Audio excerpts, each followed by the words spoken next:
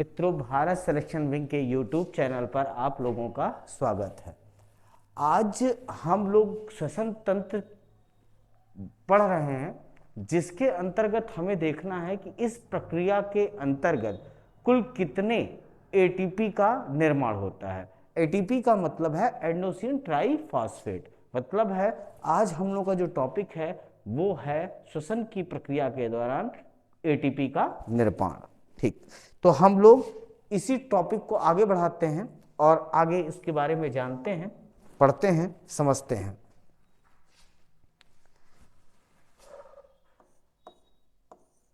Total production of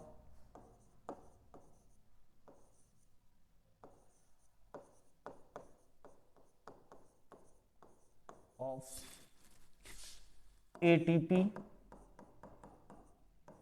in respiration.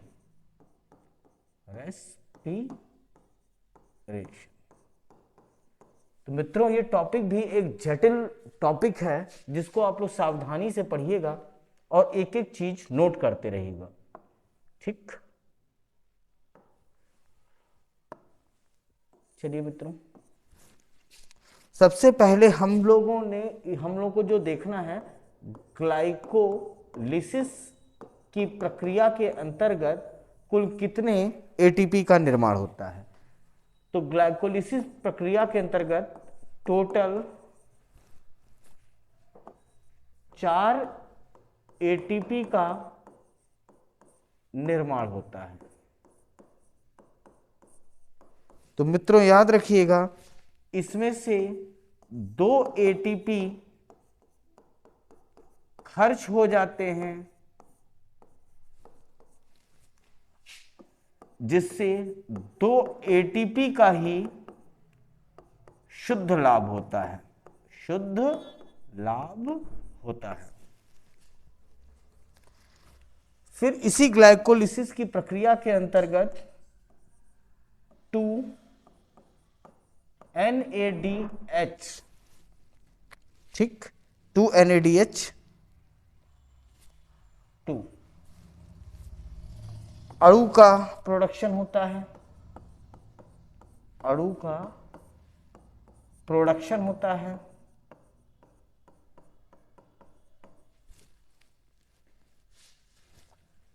ये अणु ETS के माध्यम से, इलेक्ट्रॉन ट्रांसपोर्ट सिस्टम के माध्यम से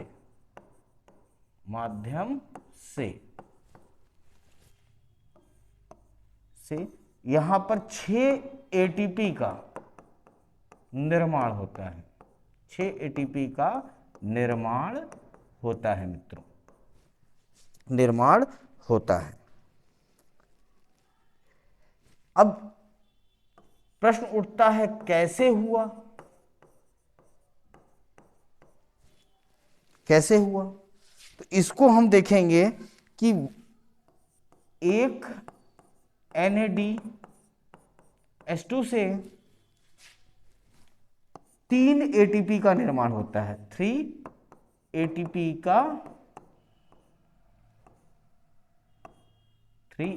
का निर्माण होता है।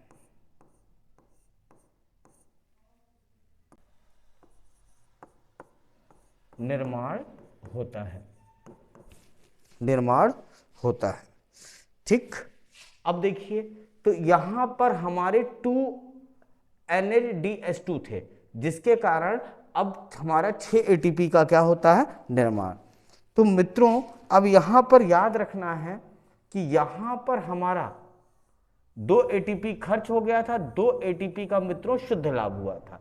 ठीक है, और यहां पर हमारा 6 एटीपी, तो ग्लाइकोलिसिस की प्रक्रिया के अंतर्गत, ठीक है, 8 एटीपी का निर्माण हुआ है। 8 एटीपी का निर्माण हुआ है।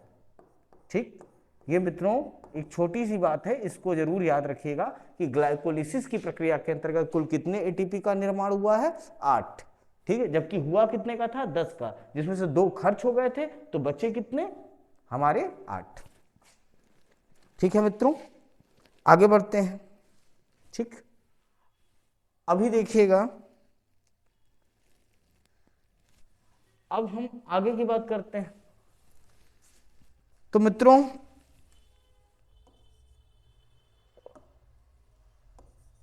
पायरुविक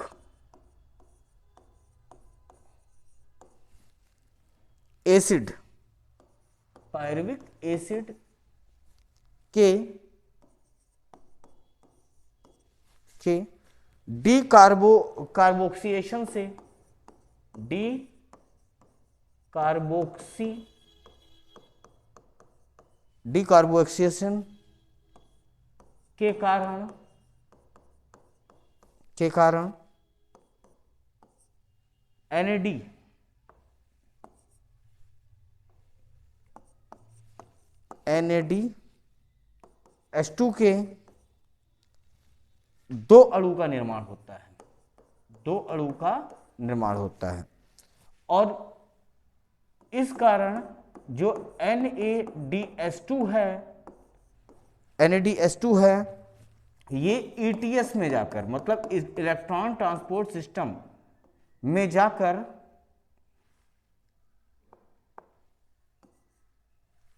ETS में जाकर 6 ATP का प्रोडक्शन होता है। ETS में जाकर 6 ATP का प्रोडक्शन होता है,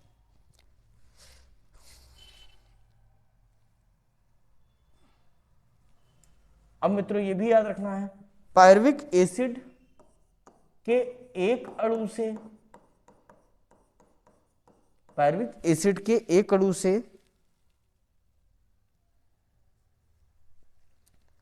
ग्लूकोज के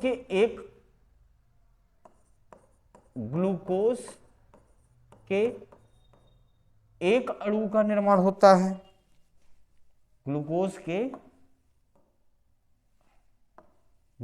के एक अणु का निर्माण होता है।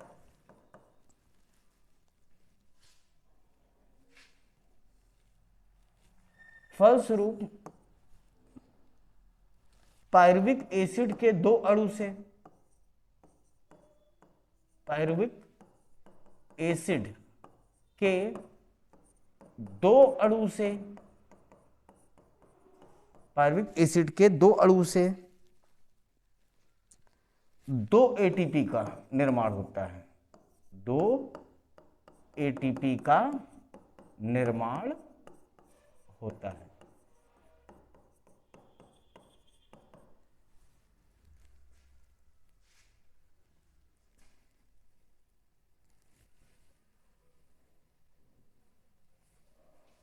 ठीक है मित्रों, अब इसके बाद में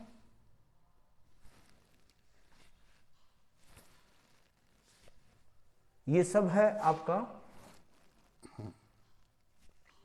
अब इसके बाद आगे की बात करें, हम लोग क्रेब साइकिल की बात करें, क्रेब साइकिल।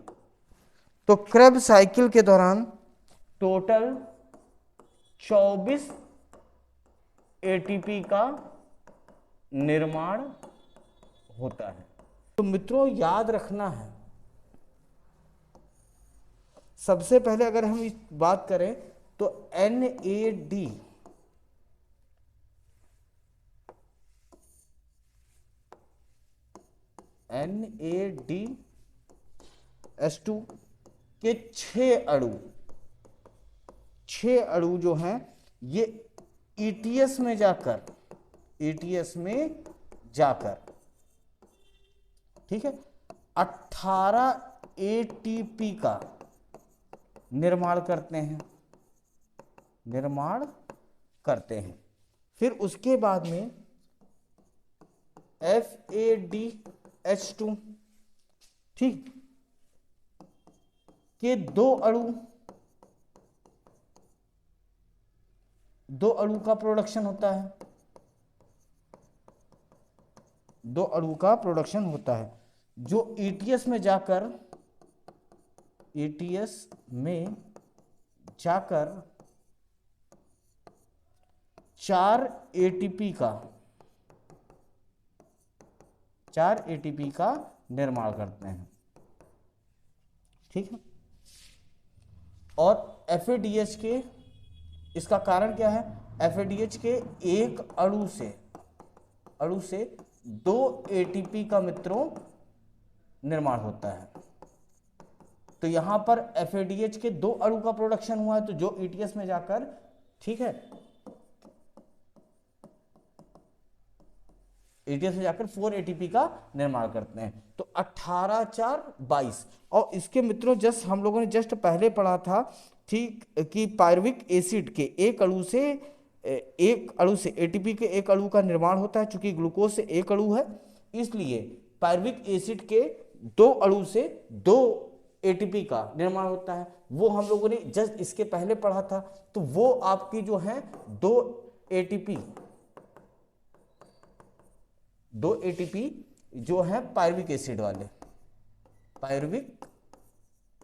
वाले, ठीक है, होते हैं। तो इस तरीके से इनकी संख्या 18 + 4 + 2, तो ये हमारा टोटल कितना निर्माण आता है, 24।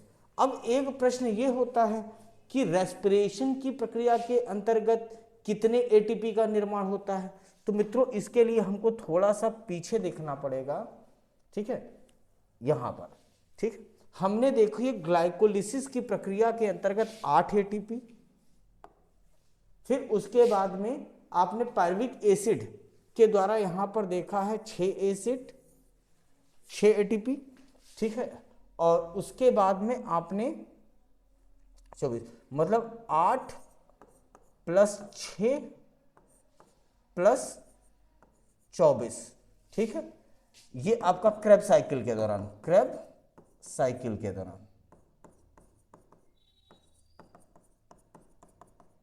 ठीक। उसके बाद में आपने देखा था 8 जो है ग्लाइकोलिसिस की प्रक्रिया के दौरान, और जो 6 है ये पायरुविक एसिड के डीकार्बोनाइलेशन से NADH2 के 2 अणु का प्रोडक्शन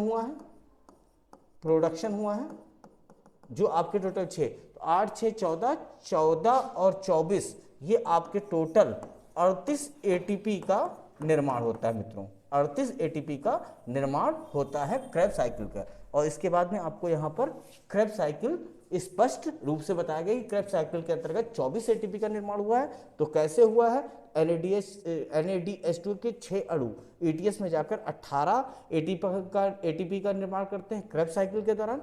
उसी तरीके से FADH2 के 2 अणु का प्रोडक्शन ईटीएस में जाकर 4 एटीपी का क्या करते हैं, निर्माण करते हैं। क्योंकि FADH2 के एक अणु से 2 एटीपी का निर्माण होता है, इसलिए आपके 4 एटीपी का निर्माण हो गया है मित्रों। ठीक है, तो इस तरीके से आप लोगों ने देखा कि क्रेब्स साइकिल के अंतर्गत कितने एटीपी का निर्माण हुआ है। ठीक, अब मित्रों एक चीज याद रखिएगा, ठीक है, तो कुल मिलाजुलाकर आपको मैंने बताया ग्लाइकोलिसिस की प्रक्रिया के दौरान शुद्ध एटीपी जो मित्रों था वो हमारा कितना था, 8। ठीक, इसके बाद पायरुविक वाला जो हम लोगों ने देखा उससे हमारा था 6। उसके बाद में हम लोगों ने देखा कि क्रेब्स साइकिल के दौरान हमारा 24। तो इस तरीके से हम लोगों ने देखा मित्रों कि टोटल 38 एटीपी का टोटल निर्माण हुआ है, और ये निर्माण हुआ है रेस्पिरेशन या श्वसन की क्रिया के दौरान। ये टॉपिक जटिल है, आसानी से लोगों को समझ में नहीं आता, सरल तरीके से आपको बता दिया गया है। अब मित्रों याद रखना है कि यूकैरियोटिक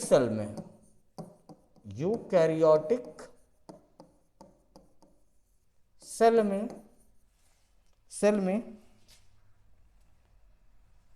ग्लाइकोलिसिस के बने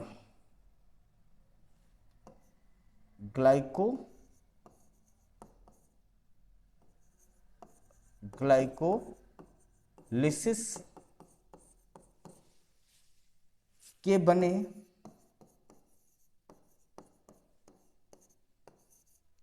टू NADH2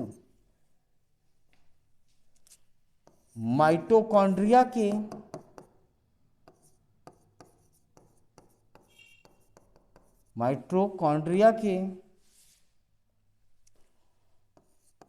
भीतरी परत में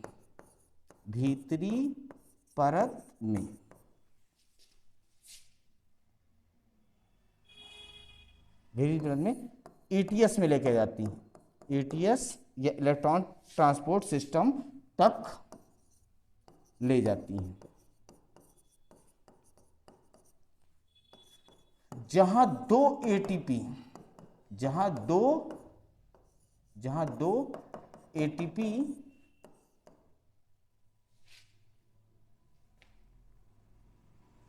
खर्च हो जाते हैं, 2 ATP खर्च हो जाते हैं। तो अब 38 ATP माइनस 2 ATP, तो शुद्ध लाभ जो होगा वो आपका 36 ATP का होगा मित्रों। कितना होगा? 36 ATP का होगा। ठीक है मित्रों, ठीक है। हालांकि प्रक्रिया जटिल है और इसको भी आपको बता दिया जाएगा। जहां पर एक टर्मोलॉजी ATP आ रही थी, बार बार आप लोग एक टर्मोलॉजी देख रहे थे, वो भी ATP। तो भैया ATP क्या है ये भी हम लोग जान लें। ATP तो इसका फुल फॉर्म होता है एडिनोसिन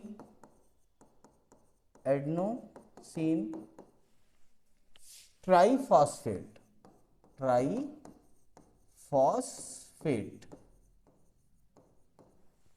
दूसरी टर्मोलॉजी है GTP और GTP है ग्वानोसिन ट्राइफॉस्फेट।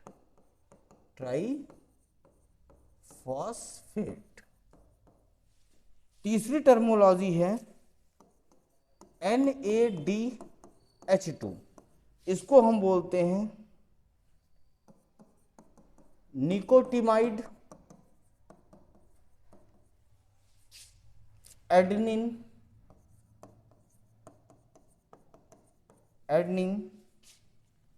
डाइन्यूक्लियोटाइड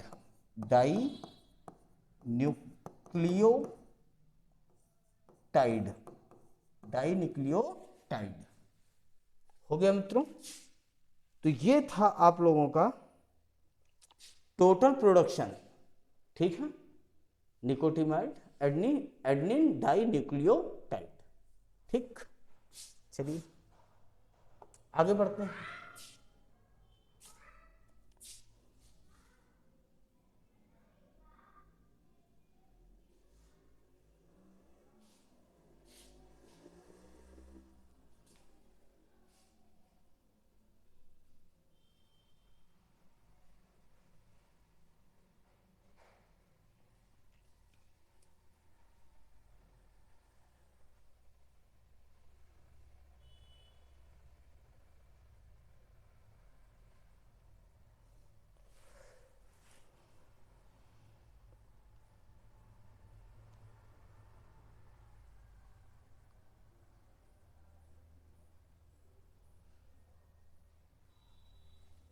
ठीक है बच्चों, अब हम लोग जो आगे टॉपिक पढ़ेंगे वो है ऊंचाई तथा श्वसन। तो मित्रों,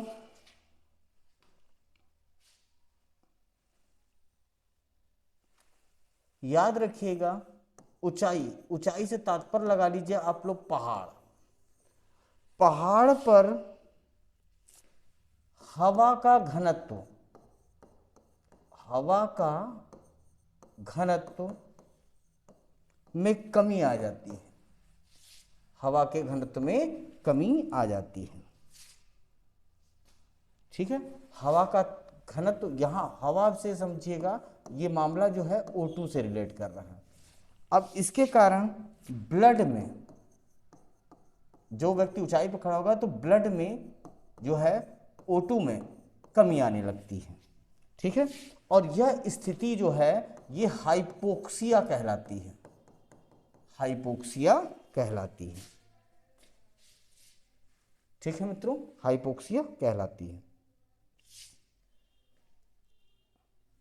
अब देखिए O2 में कमी आई थी हाइपोक्सिया के कारण, तो O2 की कमी, O2 की कमी को वापस अपने स्तर पर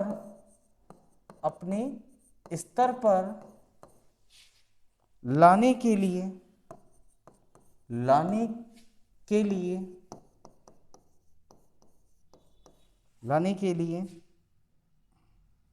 ब्लड में आरबीसी का उत्पादन बढ़ जाता है, ब्लड में आरबीसी का उत्पादन बढ़ जाता है, उत्पादन बढ़ जाता है।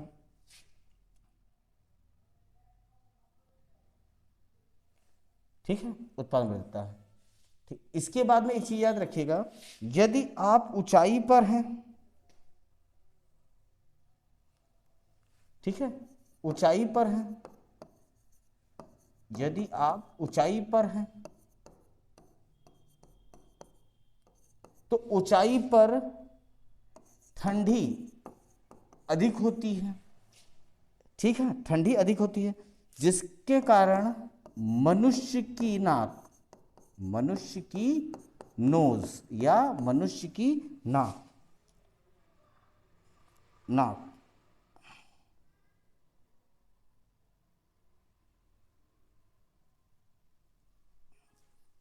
के रास्ते एयर प्रवेश करती है। ठीक है, ठंडी वायु मनुष्य की नाक के रास्ते एयर में प्रवेश करती है।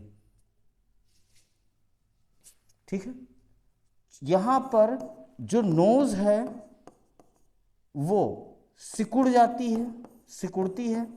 ठीक है, अर्थात नैरो हो जाती है, नैरो हो जाती है, जिसके कारण वायु जो है नोज में वायु जो है ये गर्म हो जाती है, गर्म हो जाती है, और ये गर्म हो जाती है जिसके कारण जो लंग्स हैं ये नुकसान से बच जाते हैं, नुकसान से बच जाते हैं, नुकसान से बच जाते हैं। ठीक है मित्रों, तो आज हम लोगों ने जितना पढ़ा उस टॉपिक को हम दोबारा पढ़ते हैं और उसको रिवाइज कर लेते हैं।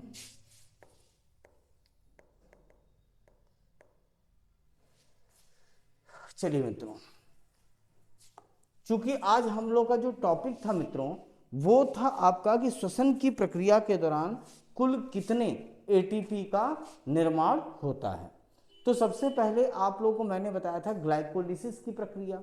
तो ग्लाइकोलिसिस की प्रक्रिया के अंतर्गत टोटल 4 एटीपी का निर्माण होता है, एडेनोसिन ट्राइफॉस्फेट का निर्माण होता है, और निर्माण की प्रक्रिया के दौरान 2 एटीपी खर्च हो जाते हैं और जिससे 2 एटीपी का शुद्ध लाभ होता है। ठीक है, वहीं ग्लाइकोलिसिस की प्रक्रिया के दौरान 2 अणु, ठीक है, ठीक, 2 अणु NADH2 के भी प्रोडक्शन होता है, और ये 2 अणु NADH2 के इलेक्ट्रॉन ट्रांसपोर्ट सिस्टम के माध्यम से 6 एटीपी का क्या करते हैं, निर्माण करते हैं। इस तरीके से अगर हम देखें ग्लाइकोलिसिस की प्रक्रिया के दौरान टोटल 10 एटीपी का निर्माण हुआ था, किंतु शुद्ध लाभ जो होता है वो 8 एटीपी का ही होता है, क्योंकि निर्माण की प्रक्रिया के दौरान 2 एटीपी खर्च हो जाते हैं।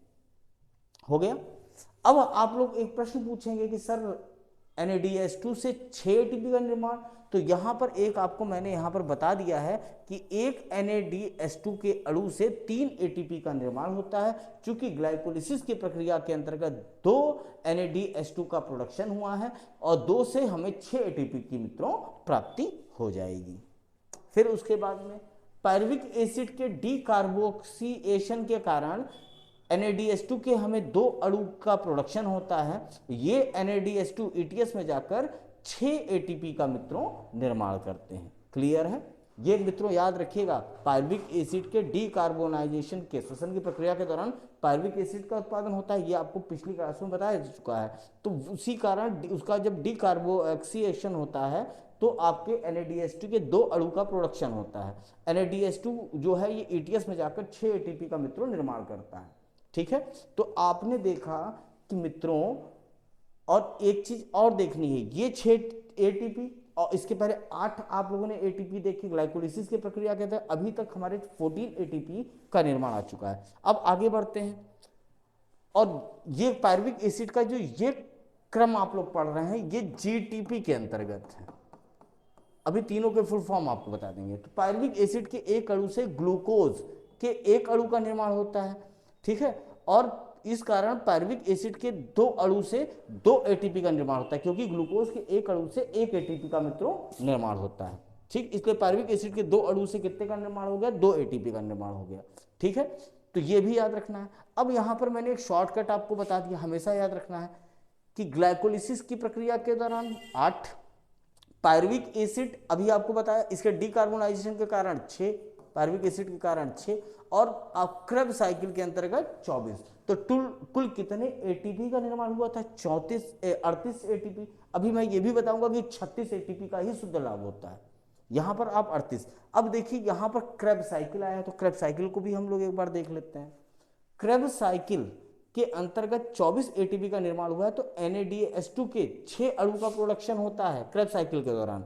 ये ETS में जाकर 18 एटीपी का मित्रों निर्माण करते हैं। किस साइकिल के दौरान? क्रेब्स साइकिल के दौरान। तो 18 एटीपी ये हो गया।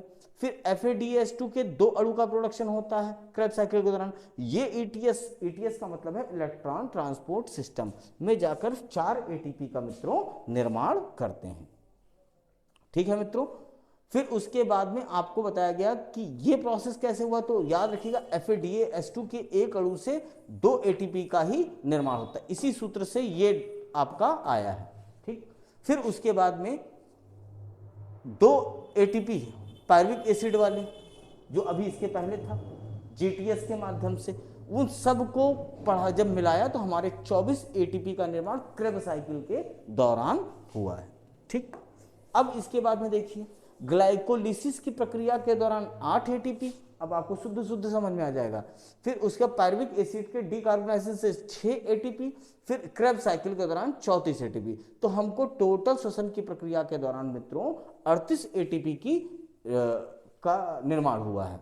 ठीक, किस प्रक्रिया के दौरान? श्वसन क्रिया के दौरान। अब श्वसन के दौरान ये सब मामला कहां पर हुआ है? तो यूकैरियोटिक सेल, विकसित कोशिकाओं में। अब ग्लाइकोलिसिस की प्रक्रिया के दौरान 2 NADH2 का निर्माण होता है, जो माइटोकॉन्ड्रिया की भीतरी परत में ETS के माध्यम से पहुंचती है, जहां 2 एटीपी खर्च हो जाते हैं। ठीक, और इस तरीके से आपका 38 एटीपी में से 2 एटीपी हमने माइनस कर दिए, क्योंकि खर्च हो गया था। तो शुद्ध एटीपी का जो लाभ है वो मित्रों कितना है? 36 एटीपी, एडेनोसिन ट्राइफॉस्फेट। ठीक है मित्रों, चलिए आगे देखते हैं। अब आपके सामने टर्मोलॉजी क्लियर कर दी गई। एटीपी क्या है? Adenosine triphosphate. GTP क्या है? Guanosine triphosphate. NADH2 क्या है? निकोटिमाइड एडेनिन डाइन्यूक्लियोटाइड। मित्रों अब आगे बढ़ते हैं। ऊंचाई तथा श्वसन का एक टॉपिक है। जैसे मित्रों आप पर्वतों पर घूमने टहलने जाते होंगे तो आप देखते होंगे कि जैसे जैसे आप पर्वतों की ऊंचाई पर जा रहे हैं तो आप में हप्फन आने लगती है। क्या आने लगती है? हप्फन। तो वो सब का कारण क्या है कि पहाड़ में जैसे जैसे आप ऊपर जाएंगे हवा के घनत्व में कमी आएगी, मतलब O2 में कमी आ जाएगी, जिसके कारण आप जब श्वास लेंगे तो श्वास लेते हैं तो उसके बाद में आपकी O2 जो है धीरे धीरे लंग्स में पहुंचती है। लंग्स के पास में ही कैपिलरीज पाई जाती हैं, ब्लड कैपिलरीज, और वहीं पर O2 और CO2 का एक्सचेंज होता है, गैसों का विनिमय होता है। तो O2 पहुंचती है, मगर उस O2 में क्या आ जाती है मित्रों, कमी आ जाती है, और इस स्थिति को ही हम लोग हाइपोक्सिया बोलते हैं। अब बोला गया कि ब्लड में जो कमी आई है O2 की, और शरीर तो ये चाहेगा कि वह अपने पुराने स्तर को क्या कर ले, वापस प्राप्त कर ले। इस कारण ब्लड में आरबीसी का उत्पादन में क्या हो जाती है, वृद्धि हो जाती है। और यदि ऊंचाई पर हम लोग हैं और वहां पर आपको पता है ठंडी भी अधिक होगी, तो मनुष्य की नोज में एयर जब प्रवेश करती है तो नोज जो है ठंडी वायु के कारण नोज सिकुड़ जाती हैं, अर्थात नैरो हो जाती हैं, और वायु जो नोज में जा रही है वो गर्म होती है, हो जाती है। और ये इसके कारण ही, इस गर्म वायु के कारण ही लंग्स पर जो इफेक्ट पड़ना चाहिए था वो नहीं पड़ता, अर्थात लंग्स जो है ये नुकसान से बच जाता है। तो मित्रों आज हमारी ये क्लास थी, उम्मीद है आप लोगों को समझ में आया होगा। ठीक है, अब अगले टॉपिक में हम आपको अगली क्लास लेते हैं।